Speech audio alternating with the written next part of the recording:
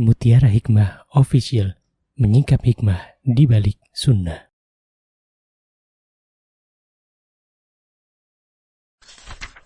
Salurkan donasi terbaik Anda untuk mendukung dakwah Mutiara Hikmah Official.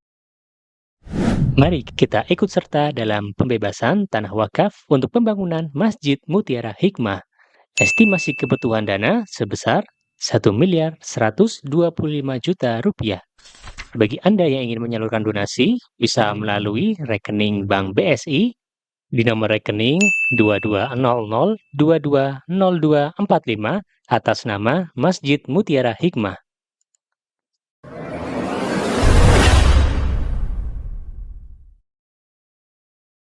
Ibu-ibu jamaah sekalian yang saya cintai karena Allah, kita akan lanjutkan kajian Kitabul Jami' karya Al-Hafidh Ibnu Hajar Al-Asqalani rahimahullahu ta'ala. Silahkan dibuka ibu-ibu. Kita sampai di hadis yang ke-24.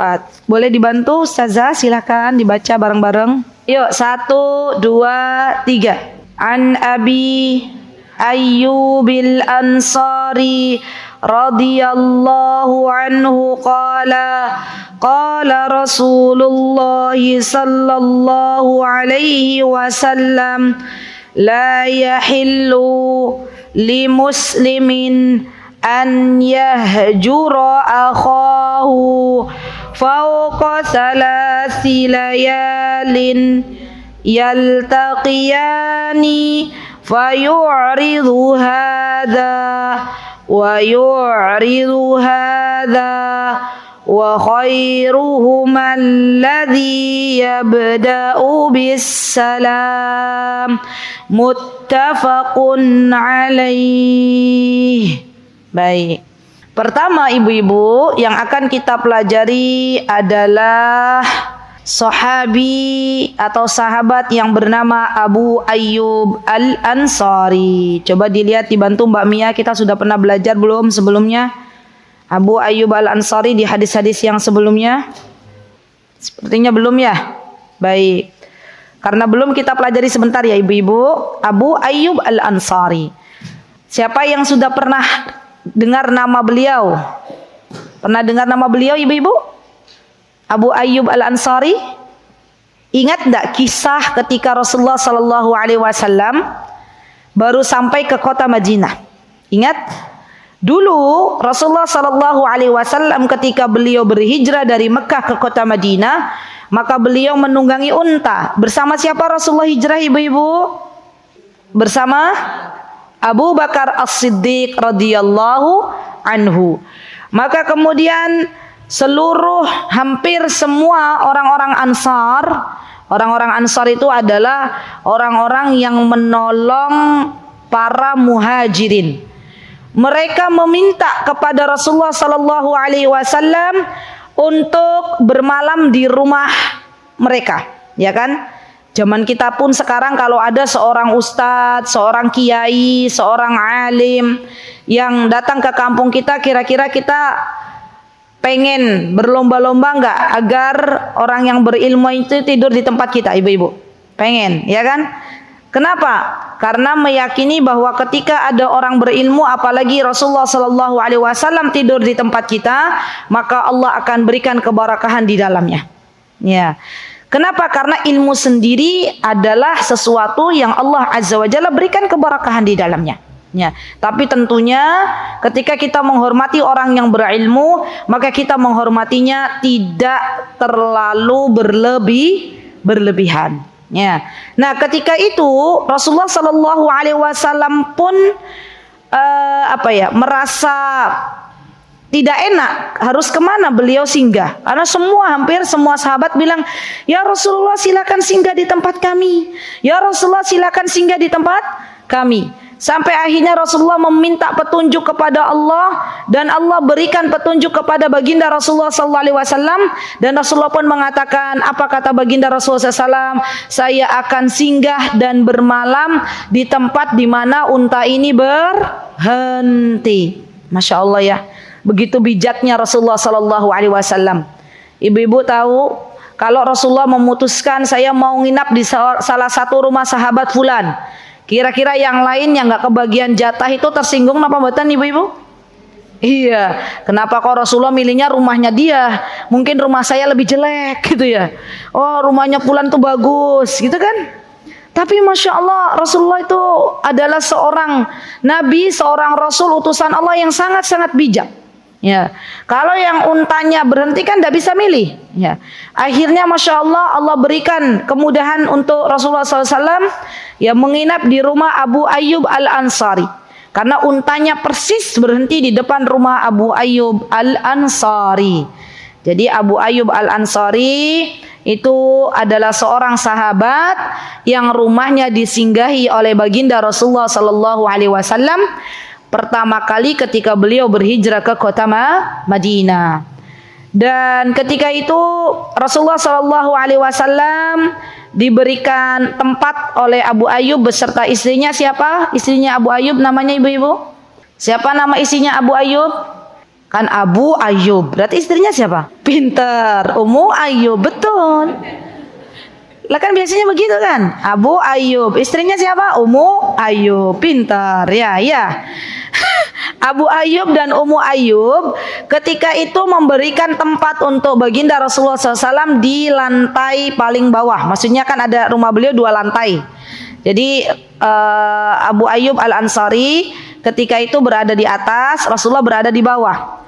Ya, kenapa? Karena bisa jadi Abu Ayyub ketika itu berpikir ya, yang terbaik bagi baginda Rasulullah SAW tuh di bawah, biar ndak usah naik gitu kan ya. Ibu-ibu gitu nggak kalau kita ada tamu? Kan kita pengennya memuliakan yang terbaik untuk tamu gitu kan. Nah, ketika Rasulullah sudah menginap ya, diriwayatkan bahwa ketika itu istrinya Abu Ayyub yaitu Ummu Ayyub secara tidak sengaja memecahkan gelas apa gentong yang berada di atas, sehingga ketika itu Rasulullah terganggu. Maka di saat itu Abu Ayyub keesokan harinya berkata kepada Rasulullah SAW, "Ya Rasulullah, mulai hari ini Anda yang di atas, kami yang di bawah." Ya, jadi dilukir, ditukar, Masya Allah. Dan Masya Allah ibu-ibu tahu, ternyata Abu Ayyub ini ternyata punya pribadi yang sangat luar biasa, punya karakter yang sangat luar biasa. Apa kebiasaan Abu Ayyub? Ternyata Abu Ayyub ini punya sifat suka menjamu tamu. Masya Allah. Jadi luar biasa ya. Dan itu tidaklah saya pelajari ya bagaimana menjamu tamu kecuali dari ketika kami belajar di Timur Tengah. Jadi memang mbah buyutnya orang-orang Timur Tengah itu suka menjamu tamu. Siapa di antara mereka? Abu Ayyub Al-Ansari. Ya. Dan ibu-ibu tahu apa kebiasaan orang Arab itu? Di antara kebiasaan orang Arab juga di antaranya adalah mereka hobi menjamu jamaah haji. Ya. Ingat kisah Abdul Muthalib? Kenapa Rasulullah SAW itu dilahirkan dari kabilah Quraisy? Ayo ibu-ibu ada yang tahu? Pertama, karena Quraisy itu adalah suku terhormat, ya termulia di zamannya. Yang kedua, mbah buyutnya Rasulullah SAW adalah orang-orang yang terkenal suka menjamu tamu. Ya, suka menjamu jamaah haji. Begitu pula dengan Abu Ayyub Al-Ansari. Dan saya baru tahu ibu-ibu, selama ini saya tidak tahu, alhamdulillah Allah berikan informasi yang valid dari seorang guru yang sampai saat ini beliau mengajar. Kata beliau di Saudi itu kan beliau nyapa saya. Bagaimana kabarnya? Gitu kata beliau ya ke saya. Alhamdulillah baik. Gitu. Terus saya tanya, dari mana kamu bisa bahasa Indonesia? Kata beliau, saya waktu masih di zaman sekolah itu ada kurikulum Bu. Ini ada di Saudi Arabia kurikulum pelajarannya apa? Pelajaran bagaimana menjamu jamaah haji. Dan di situ dipelajari sebagian bahasa yang mayoritas jamaah haji itu ada. Kayak orang Indonesia kan mayoritas tuh. Maka diajarkan bagaimana menyambut orang-orang Indonesia Raya. Ya, apa kabar? Ya, bahasa Urdu. Kenapa? Karena orang-orang Pakistan juga banyak. Ya, Masya Allah. Bahasa Melayu mereka pelajari. Lihat ibu-ibu. Orang-orang Timur Tengah sudah disiapkan oleh mbah buyutnya untuk pandai-pandai menjamu tamu. Maka ketika Abu Ayyub Al-Ansari menjamu Rasulullah SAW bersama Abu Bakar, maka beliau benar-benar menjamu dengan luar biasa. Ya, apapun yang ada di rumahnya dikeluarkan. Ya, bahkan kalau kita bertamu ya ibu-ibu, kita dijamu sedemikian rupa, biasanya kita pekewoh. Ya, kita pekewoh dan kita bilang nggak usah repot-repot. Ya, kadang ada juga yang rodo-rodo, nggak usah repot-repot, yang di rumah dikeluarkan semuanya, gitu ya. Jadi itu bagian dari menjamu tamu. Ya. Dan Abu Ayyub termasuk sahabat yang masya Allah hobinya menjamu tamu. Masya Allah. Tinggallah Rasulullah SAW beberapa hari di rumahnya Abu Ayyub sampai akhirnya Rasulullah SAW membangun Masjid Nabawi. Ya. Kemudian Abu Ayyub Al-Ansari, beliau dulu disatukan atau dipersaudarakan oleh baginda Rasulullah SAW dengan Mus'ab bin Umair. Jadi Rasulullah itu metode beliau untuk mempersatukan umat Islam adalah mempersaudarakan orang-orang muhajirin. Muhajirin itu orang-orang yang apa, Bu? Muhajirin itu orang-orang Mekah, penduduk kota Mekah yang ikut berhijrah dengan Rasulullah. Itu muhajirin. Maka di antara metode Rasulullah SAW adalah mempersaudarakan antara orang-orang muhajirin dengan orang-orang Ansor. Dan Abu Ayyub dipersaudarakan dengan seorang sahabat yang bernama Mus'ab bin Umair. Masya Allah. Kenal, Bu? Mus'ab bin Umair? Kenal napa mboten? Kenal, tetangga saya namanya Abu Mus'ab atau Pak Mus'ab gitu ya. Mus'ab ini Masya Allah ya. Kalau coba PR. Kemarin ada PR nggak sebelum kita berpisah? Ada PR? Ada PR. Apa PR-nya? Napa Bu? Bermuhasabah. Mengevaluasi diri. Sudah dikerjakan semuanya? Masya Allah, pantesan saya lihat hari ini Masya Allah wajah-wajahnya wajah-wajah baru ini. Ya, kenapa? Karena sudah bermuhasabah, mengevaluasi diri. Masya Allah. PR-nya ibu-ibu baca kisah Mus'ab bin Umair. Dari mana, Us? Boleh beli bukunya, kisah-kisah para sahabat, atau pinjam buku, atau tanya biasanya saya rujukannya kisah Muslim, itu bagus tuh. Kalau di sosial media kisah Muslim, nah itu bagus. Insya Allah sumbernya valid. Ya, kisah Muslim.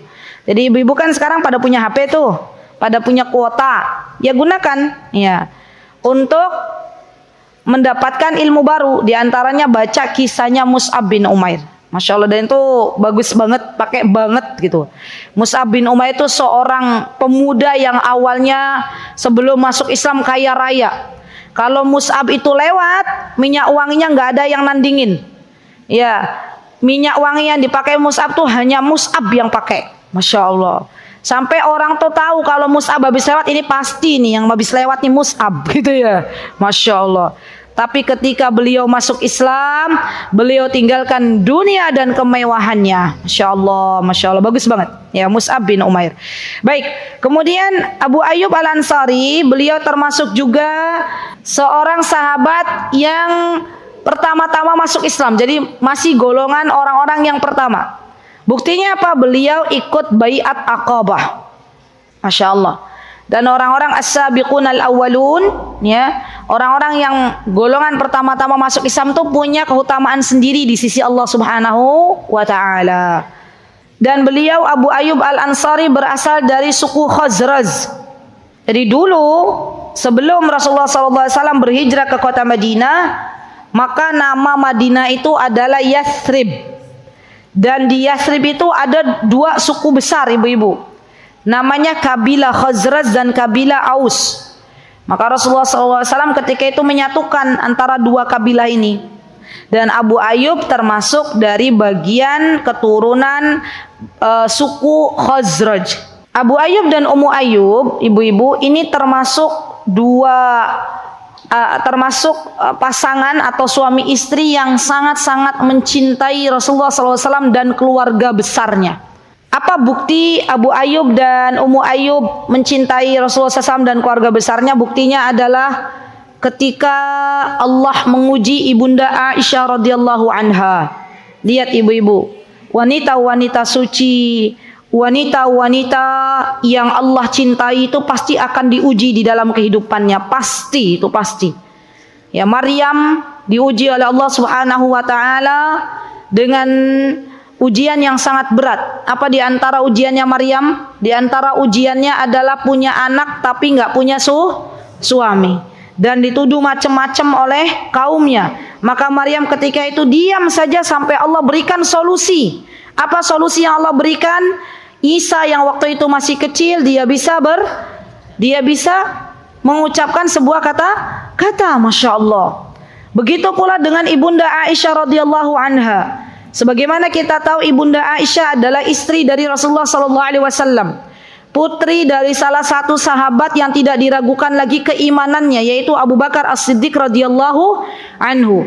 Apakah kemudian Allah membiarkan ibunda Aisyah tidak diuji? Ternyata tidak. Apa ujian yang paling perih yang dialami oleh ibunda Aisyah, wahai jamaah? Apa kira-kira? Ketika ibunda Aisyah dituduh macam-macam, sampai ada yang menuduh berzina dengan Safwan. Ya, coba bayangin, wanita baik-baik ya dituduh, difitnah macam-macam, ya digoreng beritanya. Sampai kala itu bahkan ada sahabat yang pro dan kontra. Ya. Dan Ummu Ayyub serta Abu Ayyub, mereka tidak mau ikut-ikutan. Tidak mau ikut-ikutan menuduh sesuatu yang tidak ada bukti nyatanya.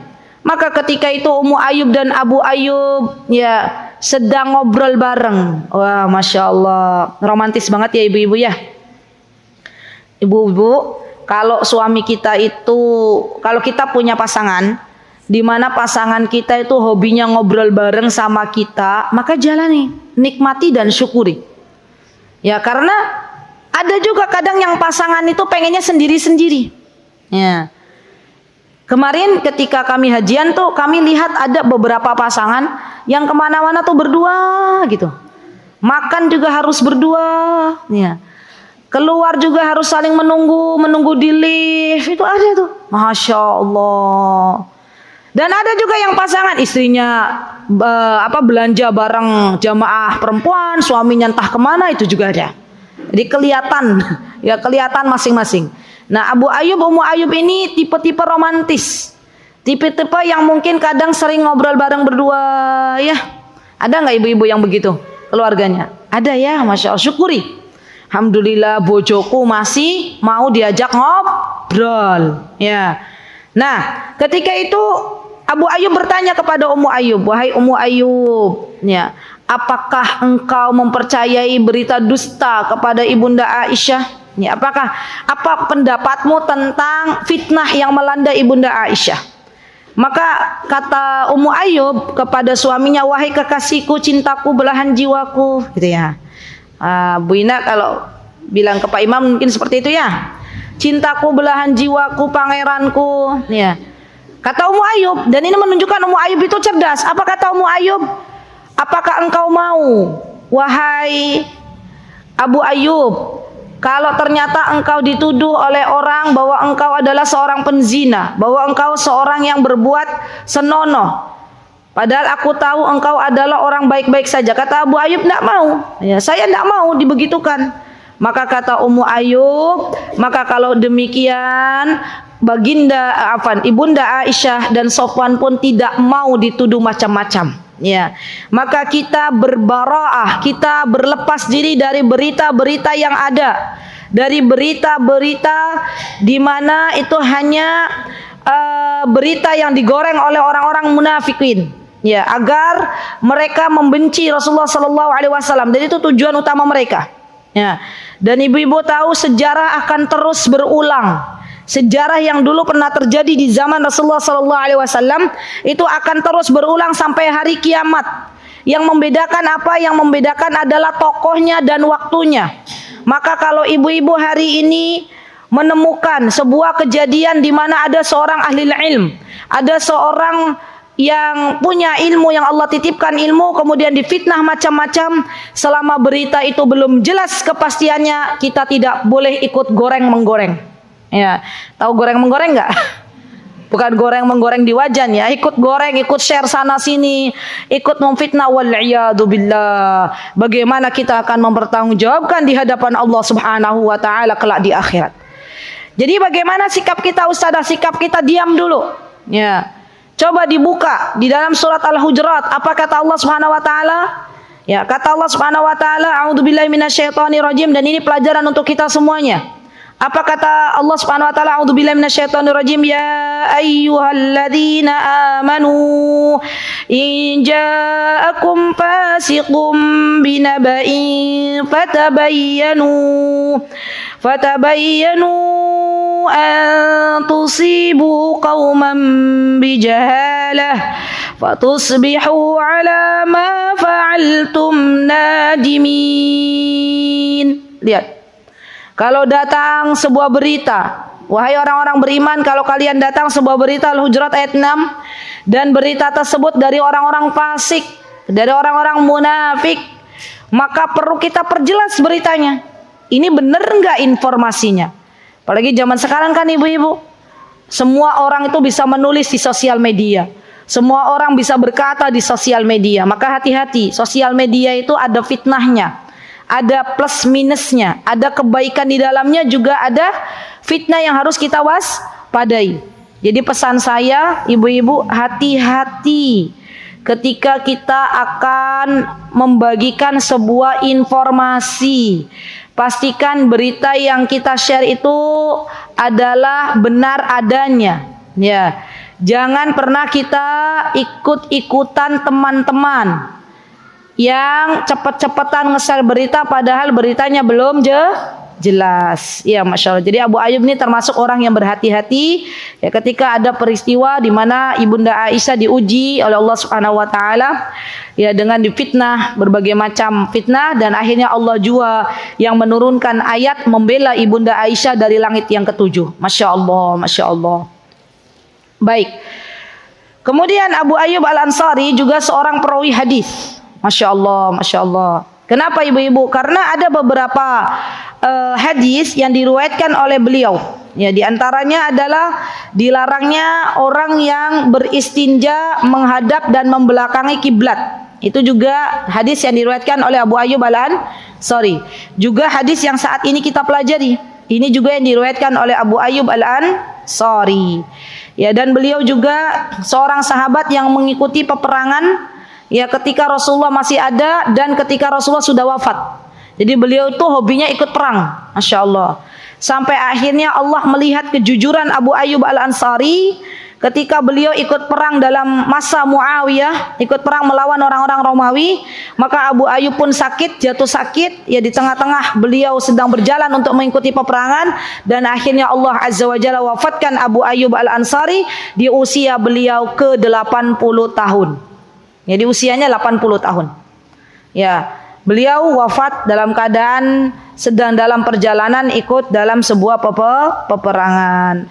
Radhiyallahu anhu, semoga Allah meridhai Abu Ayyub, semoga Allah Subhanahu wa taala meridhai Ummu Ayyub, dan semoga Allah Azza wa Jalla kelak mempertemukan kita semuanya ibu-ibu dengan Abu Ayyub dan Ummu Ayyub. Amin. Allahumma amin. Baik, itu ya sekilas tentang Abu Ayyub Al-Ansari. Kemudian kita belajar tentang matan hadisnya. Apa di sini disebutkan oleh Rasulullah SAW? La yahillu, tidak halal, tidak diperbolehkan. Apa yang tidak diperbolehkan oleh baginda Rasulullah SAW? Li muslimin, untuk seorang muslim. Dan kaidah berlaku kalau disebutkan li muslimin berarti itu juga berlaku untuk muslimah. Tidak halal, tidak diperkenankan bagi seorang muslim dan muslimah an yahjura akhahu, mendiamkan saudaranya fauqa salasi layalin, melebihi 3 hari. Yuk kita belajar, yuk ini dulu di garis bawahi dulu. Jadi ibu-ibu yang saya cintai karena Allah, syariat kita, agama Islam yang mulia ini menganjurkan kita untuk apa coba ibu-ibu? Kalau kita ketemu saudara kita, apa yang dianjurkan di dalam agama kita? Tersenyum, ya kan? Mengucapkan salam, apalagi Bu Ina? Menolong, apalagi? Kalau kita jumpa saudara, menolong, mengucapkan salam, tersenyum, menyapa, apalagi? Bersalaman, terus tanya kabar, masuk dalam menyapa ya. Apalagi ibu-ibu tidak menyakiti dengan lisan, ya kan? Agama Islam itu kan Masya Allah luar biasa. Ada perintah-perintah, coba ibu-ibu masih ingat nggak? Ada 6 hak muslim. Ya kalau saudara kita sakit ditengok, kalau saudara kita mengundang kita datang, kalau saudara kita meninggal maka kita sholati. Kita apa? Kalau kita bisa menyolati ikut sholati. Apalagi kalau saudara kita bersin kita doakan. Itu adalah sesuatu. Semua amal soleh yang tadi saya sebutkan itu adalah sesuatu yang bisa mempererat hubungan sesama muslim, hubungan sesama muslimah. Coba ibu-ibu bayangkan kalau ibu-ibu lagi punya problem, lagi punya masalah yang masalahnya pelik sekali. Tiba-tiba ada besti kita datang. Itu bukan saudara kandung, bukan kerabat, tapi saudara sesama muslimah, ngaji bareng, ya. Kalau menuntut ilmu bareng, kalau pas kemana bareng. Nah, besti kita tuh ngetok pintu, kita lagi ada masalah yang sangat pelik. Besti kita ngetok pintu, assalamualaikum, gitu ya. Berkunjung ke rumah kita. Kemudian dia tahu banget apa yang kita sukai dibawakan.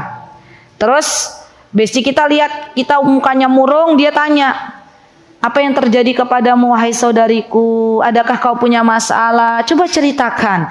Kira-kira ibu-ibu pas lagi punya masalah begitu datang tuh saudari kita bawa sesuatu yang kita sukai, tanya, apa sih sebenarnya yang kamu hadapi? Kira-kira nyes enggak hatinya? Us, nggak nyes lagi Us, inilah teman sejati katanya gitu ya. Masya Allah, begitu ya kira-kira ya. Masya Allah. Dan itulah yang diperintahkan di dalam agama kita. Masya Allah. Dan subhanallah ibu-ibu, yang namanya persaudaraan sesama muslim, ya kita cinta kepada saudara kita karena Allah, bukan karena harta, bukan karena jabatan, bukan karena kedudukan. Maka Allah akan langgengkan persahabatan itu, Allah akan langgengkan pertemanan itu sampai kemana? Sampai ke surganya. Masya Allah. Bahkan seorang sahabat sesama muslim, sesama muslimah, ketika sudah sampai ke surga, dia nggak jumpa dengan saudaranya, dia nggak jumpa dengan bestinya, maka dia akan meminta kepada Allah, ya Allah, kemana bestiku yang selama ini ngaji bareng? Ya Allah, kemana bestiku yang selama ini selalu mengingatkan untuk tahajud bareng? Ternyata belum ada di surga. Ya Allah, hamba meminta kepadamu agar engkau memasukkan sahabatku, saudariku, sesama muslimah untuk masuk ke dalam surga. Senang apa senang bu? Senang. Maka jaga tuh. Kalau ibu-ibu sudah Allah kasih teman baik, kalau ibu-ibu sudah Allah kasih saudara baik, jaga. Kenapa bu? Karena kalau sudah kehilangan susah carinya. Ya. Jaga persaudaraan itu. Apalagi Masya Allah, Allahumma barik, Masya Allah ya, saya dengar Masya Allah persahabatan antara sesama pengurus masjid sudah begitu dekat misalnya. Maka jaga itu, jaga ya. Jaga jangan sampai kita menyakiti teman-teman lainnya. Begitu pula kalau ada teman-teman yang secara tidak sadar, secara tidak disengaja mungkin lisannya pernah menyakiti kita, maka maafkan, sudah. Tidak ada gunanya kita menyimpan dendam ya. Dan di dalam Islam Masya Allah ini menunjukkan ya, ketika Islam mengajarkan fauqa salayalin, di atas 3 hari, maka ini kata pensyarah hadis ini, maka Islam menunjukkan begitu pedulinya Islam terhadap kejiwaan seorang hamba. Jadi kan orang biasanya kalau habis disakiti kan rodo-rodo gimana ya? Gimana bu? Ibu-ibu kalau habis disakiti oleh temennya, mangkel gitu kan, Ya. Pulang ke rumah tuh cemberut, suaminya tanya, "Napa Bu, kok habis kajian cemberut?" "Itu loh Pak, gini. Akhirnya curhat ke suaminya. Suaminya bilang, "Ya wis didoain." Paling kan kalau laki-laki begitu. Ya. Wis didoain gitu ya. Nah, Islam memberikan kesempatan untuk seseorang agar bisa memaafkan saudaranya itu dalam kurun waktu 3 hari. Coba lihat.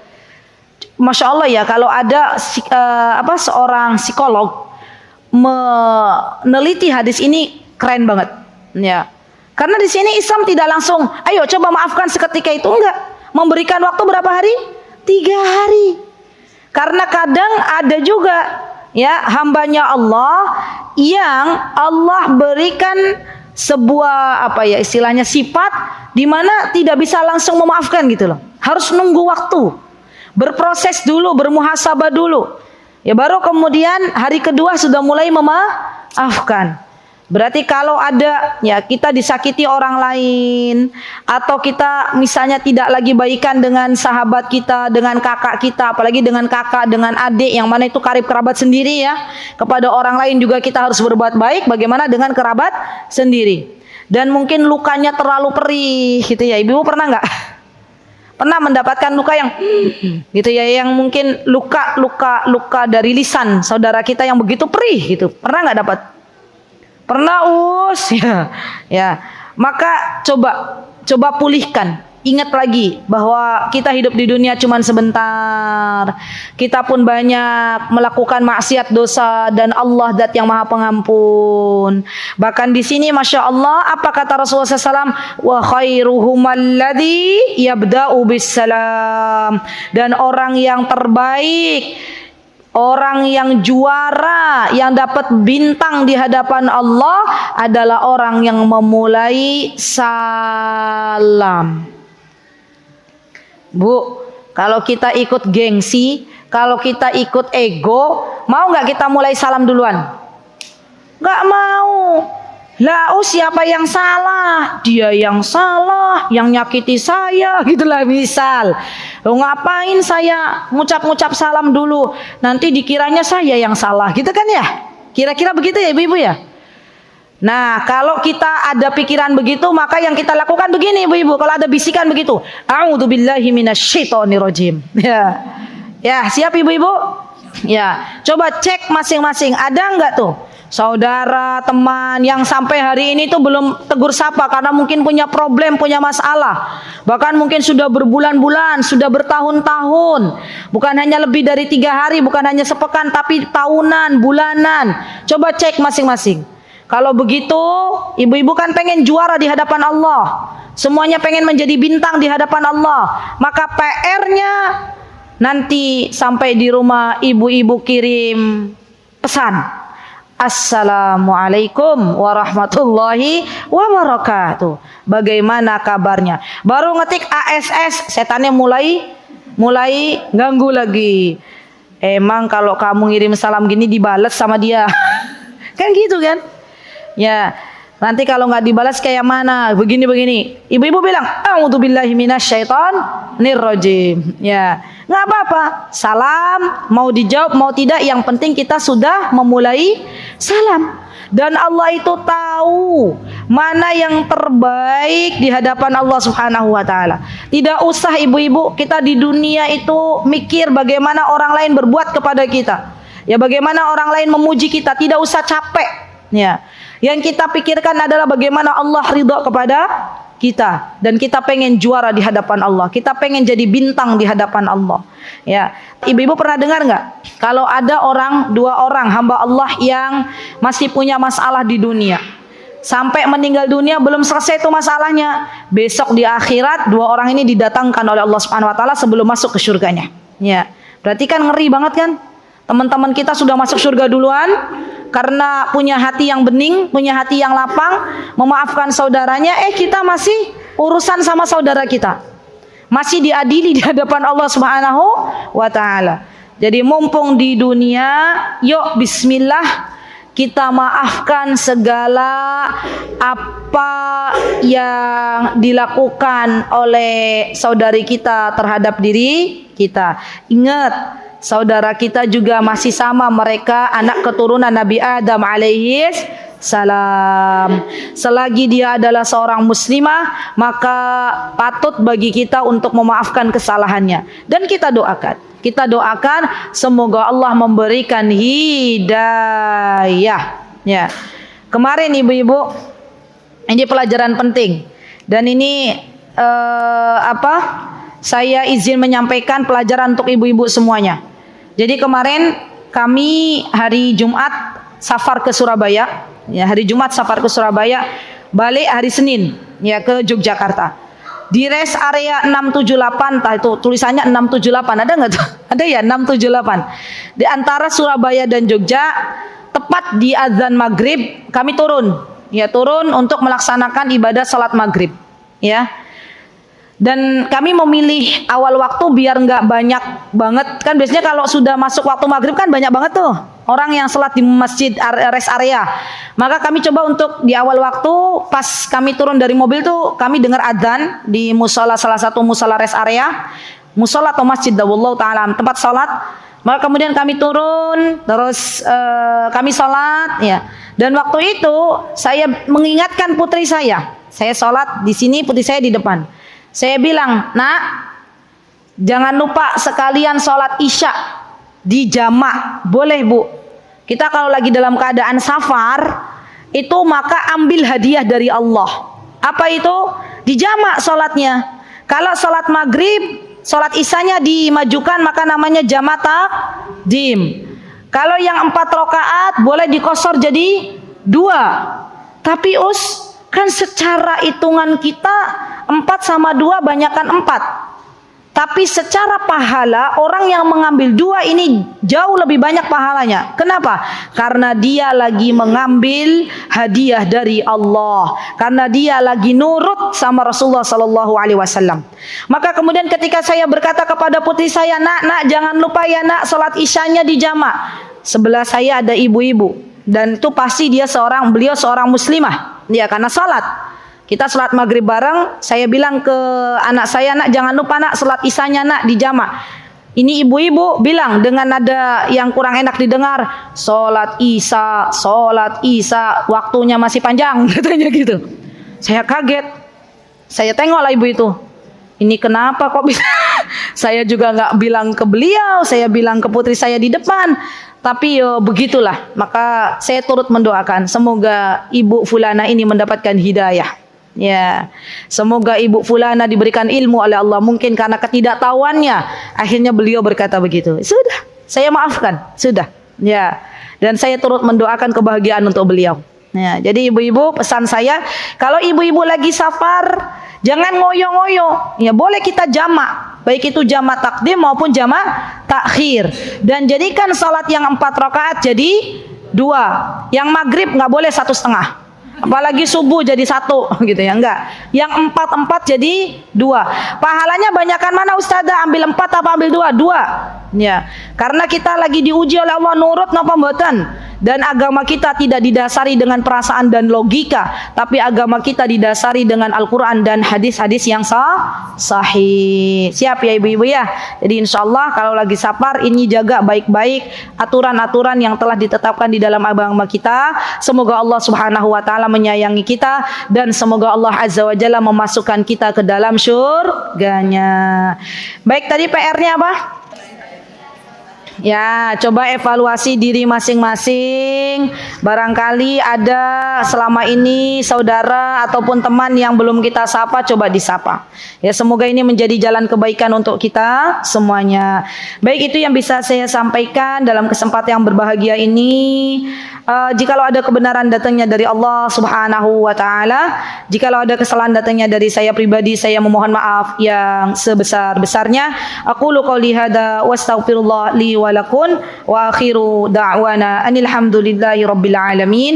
Wassalamualaikum warahmatullahi wabarakatuh. Mutiara Hikmah Official, menyingkap hikmah di balik sunnah.